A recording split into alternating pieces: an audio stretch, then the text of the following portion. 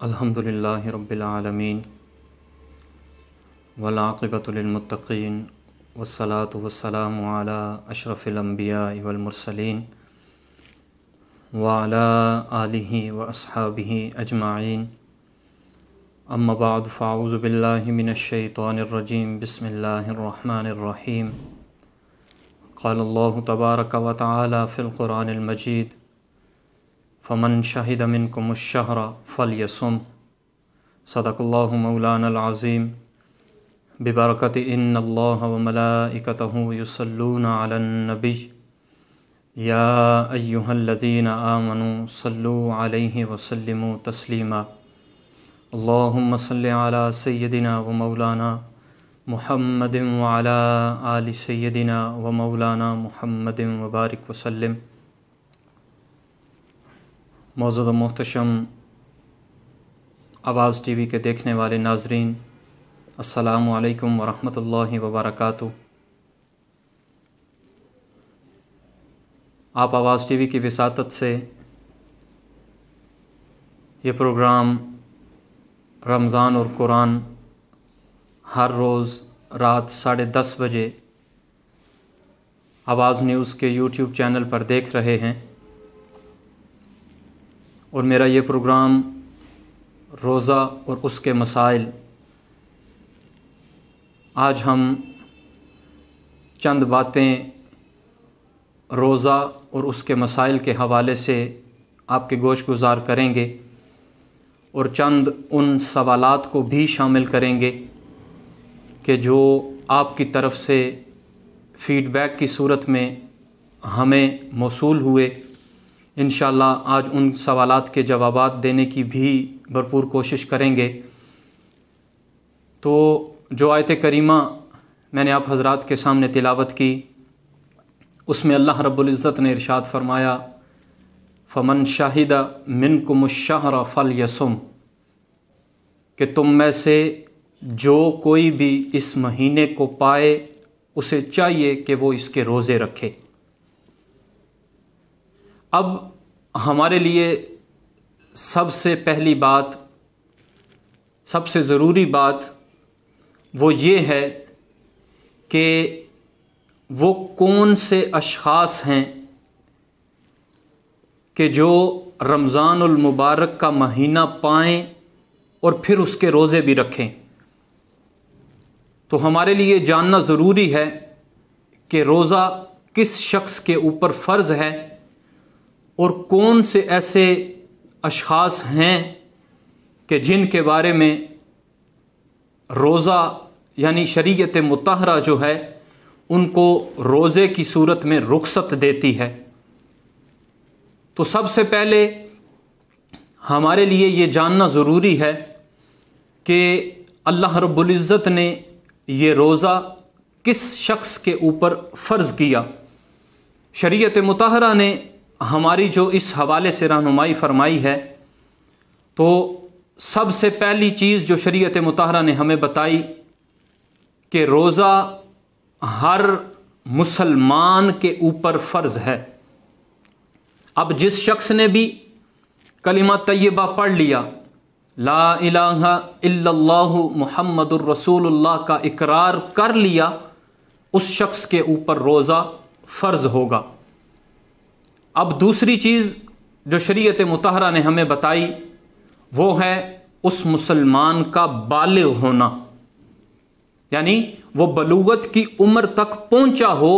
تو تب اس کے اوپر روزہ فرض ہوگا۔ اس کے علاوہ اگر کوئی بچہ یا بچی نابالغ ہوں تو پھر ان کے اوپر روزہ فرض نہیں ہے۔ ہاں، اگر وہ روزہ رکھنا چاہیں، گھر والے ان کا بھرم رکھنے کے لیے، ان کی تربیت کرنے کے لیے اگر ان کو روزہ رکھوا دیتے ہیں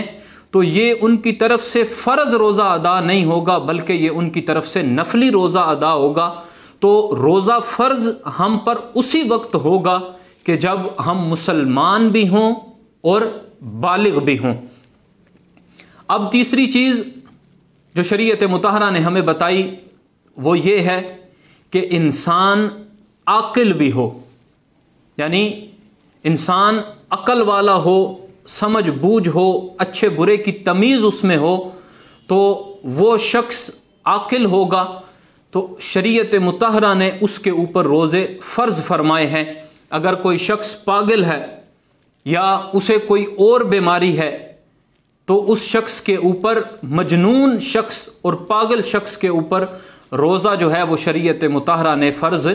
نہیں کیا۔ تو تین چیزیں ہمیں سمجھ آ گئیں کہ پہلا انسان کا مسلمان ہونا، دوسرا اس کا بالغ ہونا، اور تیسری چیز شریعت مطہرہ نے ہمیں بتائی کہ وہ عقل مند بھی ہو، عاقل ہو۔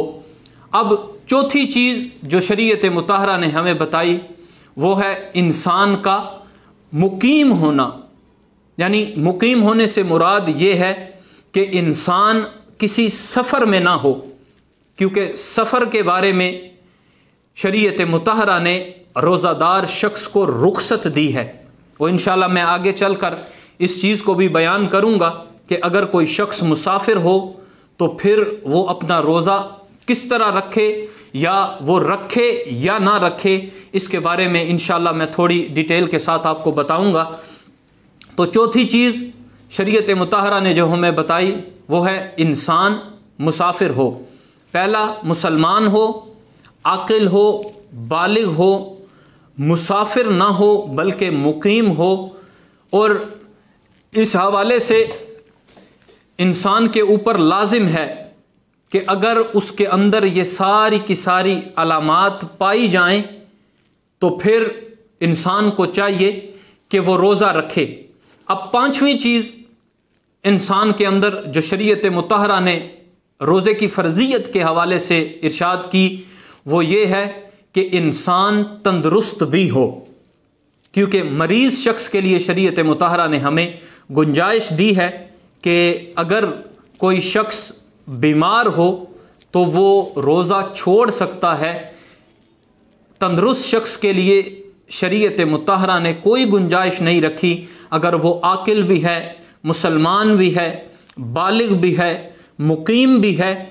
اور تندرست بھی ہے، تو اس کے لیے روزہ چھوڑنا جو ہے یہ انتہائی بڑا گناہ ہے۔ اس نے اگر روزہ چھوڑا تو انتہائی بڑے جرم کا ارتکاب کیا۔ تو یہ 5 بنیادی چیزیں ہیں کہ جن کے پائے جانے کی وجہ سے ہم پر روزہ جو ہے وہ فرض ہوگا۔ اب مسافر اور دوسرا بیمار شخص کے لیے اللہ رب العزت نے قرآن مجید فرقان حمید میں آیت کریمہ میں ارشاد فرمایا فَمَنْ كَانَ مِنْكُمْ مَرِيدًا أَوْ عَلَى سَفَرٍ فَعِدَّةٌ مِّنْ أَيَّامٍ أُخَرَ، کہ اگر تم میں سے کوئی مریض ہو یا مسافر ہو، پہلے ہم نے وہ چیز سمجھی کہ جن حالتوں میں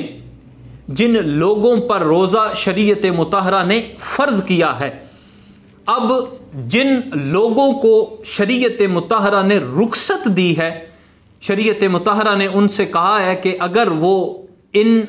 چیزوں کے ساتھ معذور قرار پائے تو پھر وہ اپنا روزہ چھوڑ سکتے ہیں۔ ان میں سے پہلا جس چیز کو بیان فرمایا، پہلا شخص وہ ہے کہ جو مریض ہو۔ اب مریض کے بارے میں یہ چیز ہمارے لیے انتہائی ضروری ہے سمجھنا کہ بیماری یہ نہیں ہے کہ انسان کو کچھ وقت کے لیے بخار ہوا یا اس کا سر درد اس کو شروع ہوا تو وہ اس سر درد اور بخار کی وجہ سے وہ روزہ چھوڑ دے۔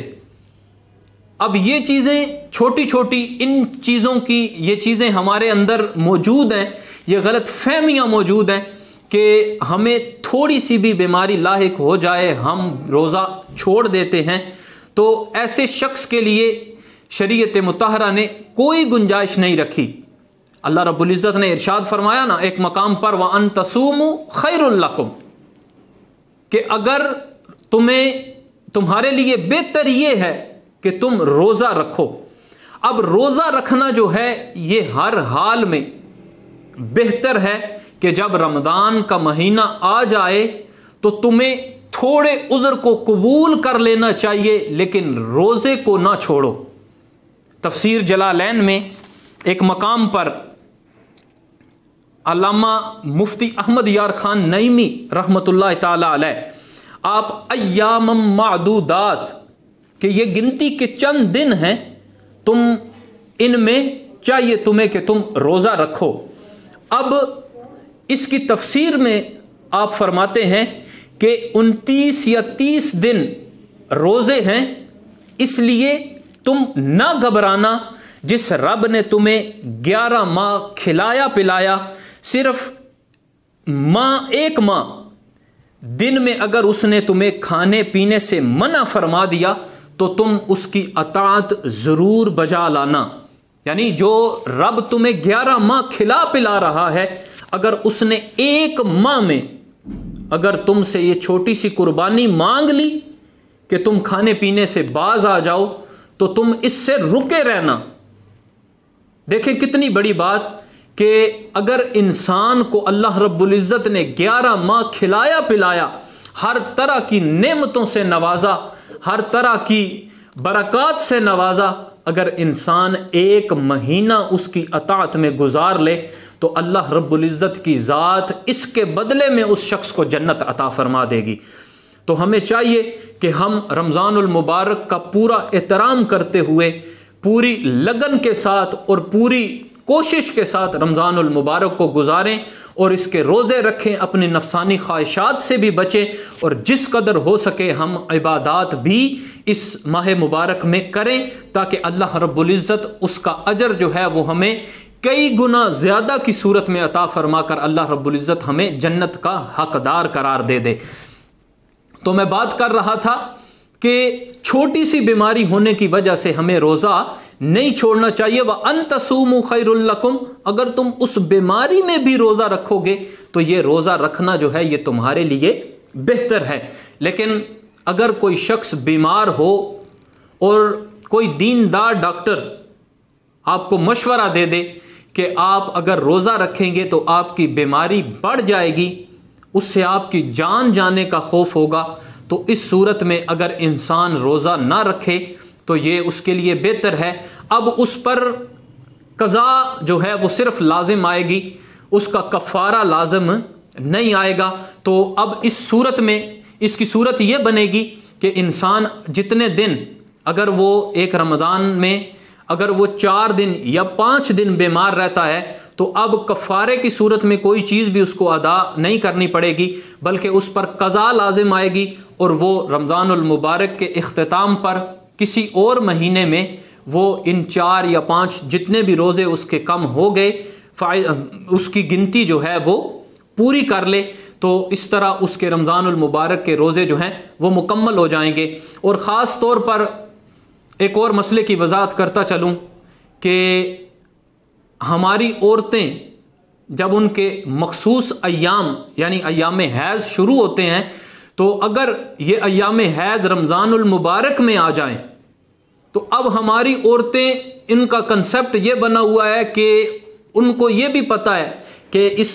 مہینے میں اگر ایام حیض شروع ہو جائیں تو اس میں روزہ بھی معاف ہے اور نماز بھی معاف ہے۔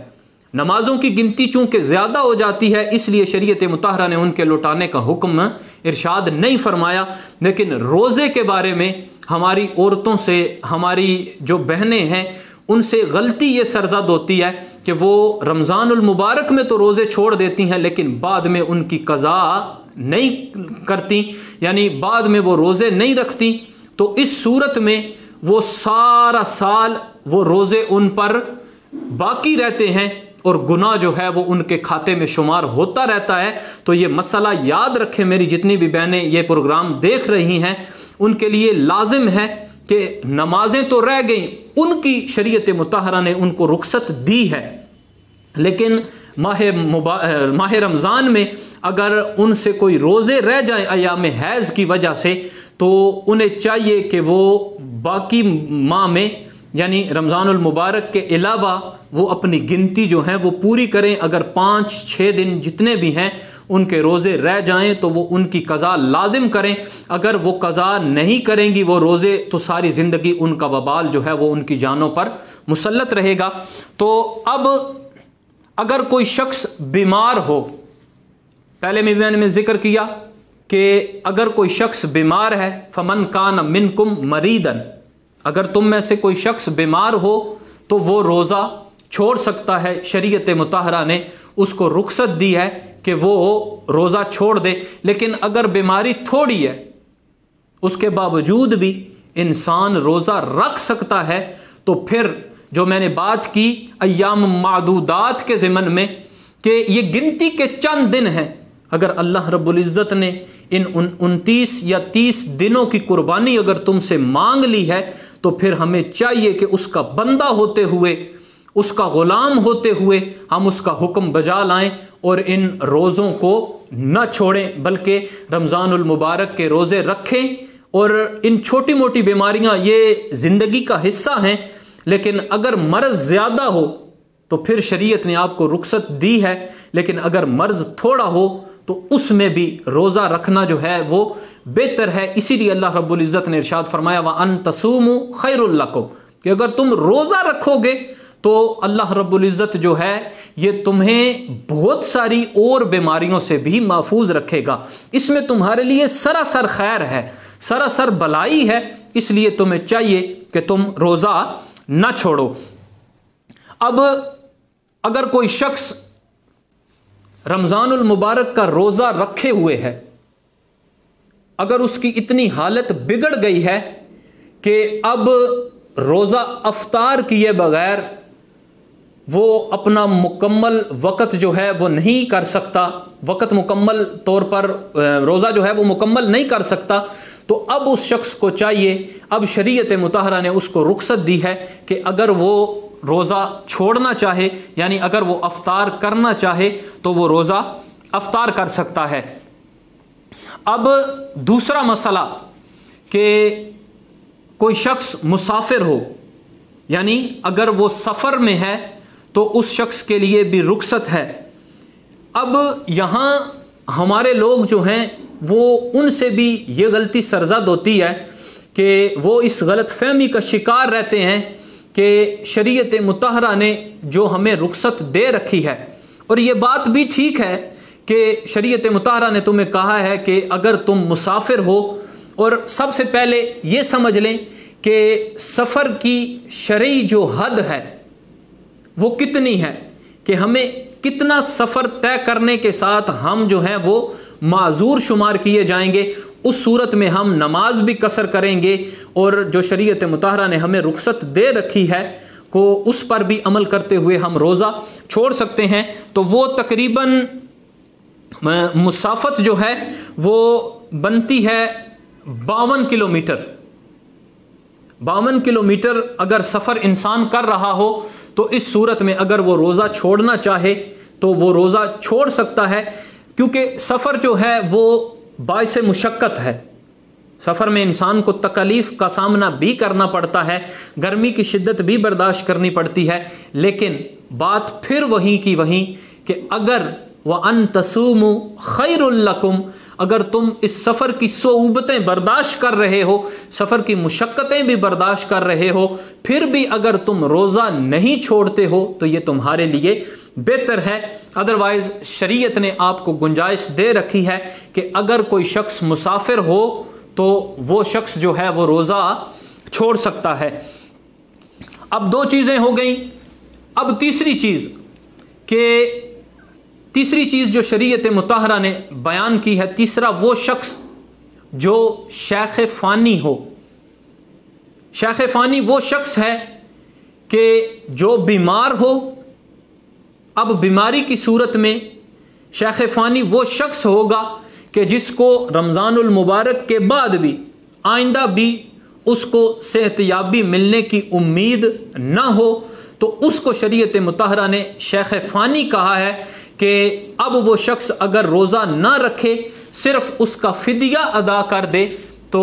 یہ بھی کافی ہوگا اس کے لیے، کیونکہ بعد میں بھی اگر اس کو کوئی امید نہیں ہے، اس کو ایسا مرض لاحق ہو گیا ہے کہ اب اس کو صحت مند ہونے کی امید نہیں ہے، تو اس شخص کے لیے ضروری ہے کہ وہ روزہ قضا نہ کرے بلکہ اس کا کفارہ ادا کر دے۔ لیکن اگر کوئی شخص بیمار ہو، بیماری کی صورت میں اب اس کو اگر شفا ملنے کی، صحت یاب ہونے کی امید ہو تو اس شخص کے لیے ضروری ہے کہ وہ شخص جو ہے وہ اپنا روزہ چھوڑ سکتا ہے، اور رمضان المبارک میں وہ روزہ چھوڑ دے، اور روزہ چھوڑنے کے بعد اب وہ بعد میں اس کی قضا کر لے۔ لیکن شیخ فانی شخص کے لیے یہ ضروری ہے کہ وہ روزہ چھوڑ دے، اور اس کے بعد رمضان المبارک میں بھی اگر چاہے یا رمضان المبارک کے بعد اگر چاہے تو اس کا کفارہ ادا کر دے، فدیہ ادا کر دے۔ تو وہ فدیہ تقریباً آج کل کے حوالے سے، آج کل کی قیمت اگر اس کا اندازہ لگایا جائے تو وہ 2 سیر گندم اگر اس کی قیمت کا اندازہ لگایا جائے تو وہ تقریباً 125 روپے۔ مفتی منیب الرحمان صاحب نے بھی اس کا اعلان کیا ہے کہ ایک روزہ دار یعنی ایک روزے کا فدیہ جو ہے وہ شیخ فانی شخص کی طرف سے ایک روزے کا فدیہ جو ہے وہ 125 روپے بنتا ہے۔ تو یہ کم سے کم مقدار ہے فدیہ ادا کرنے کی، یہ کم سے کم مقدار ہے۔ اگر کوئی شخص جس کو اللہ رب العزت نے زیادہ دولت دے رکھی ہے، اگر وہ زیادہ وسعت رکھتا ہے تو پھر اس کو چاہیے کہ جس قدر اللہ رب العزت نے اس کو دولت عطا کر رکھی ہے وہ اسی کے مطابق اللہ کا شکر ادا کرتے ہوئے اس کی مخلوق میں یہ روپیہ پیسہ جو ہے یہ فدیہ کے طور پر وہ بانٹے۔ اب تیسری چیز، اب اس میں کچھ مسائل ایسے بھی ہیں کہ جو پچھلے پروگرام میں بھی ہم نے سحری کے حوالے سے روزے اور اس کے مسائل کے حوالے سے پروگرام میں چند مسائل ڈسکس کیے تھے سحری کے حوالے سے۔ تو سحری کے حوالے سے اب یہاں پر ہم 1-2 مسئلے ڈسکس کریں گے۔ تو پچھلے پروگرام میں بھی ہم نے جو چیزیں ڈسکس کی تھیں اگر ان پر بھی لوگ عمل کرنا شروع کر دیں تو یہ رمضان المبارک کے حوالے سے اور پھر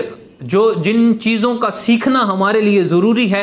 دینی ضرورت سمجھتے ہوئے اگر انسان ان پر عمل کرے تو یہ ہمارے لیے بہت زیادہ مفید چیزیں ہیں۔ ہمارے ایک بھائی نے سوال کیا تھا کہ اکثر لوگ جو ہیں وہ یہ سمجھتے ہیں کہ اگر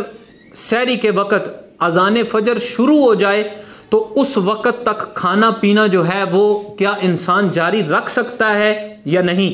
یعنی اذان فجر شروع ہو گئی اور ادھر انسان جو ہے وہ کھا پی رہا ہے۔ تو درست مسئلہ سماعت فرما لیں، یہ بات یاد رکھیں کہ سحری کا وقت جب ختم ہوتا ہے اس کے بعد جو ہے وہ اذان فجر کا وقت جو ہے وہ شروع ہوتا ہے۔ سحری کا وقت ختم ہونے کے بعد نماز فجر کا وقت شروع ہوتا ہے۔ جب نماز فجر کا وقت شروع ہوتا ہے تو اس وقت اذان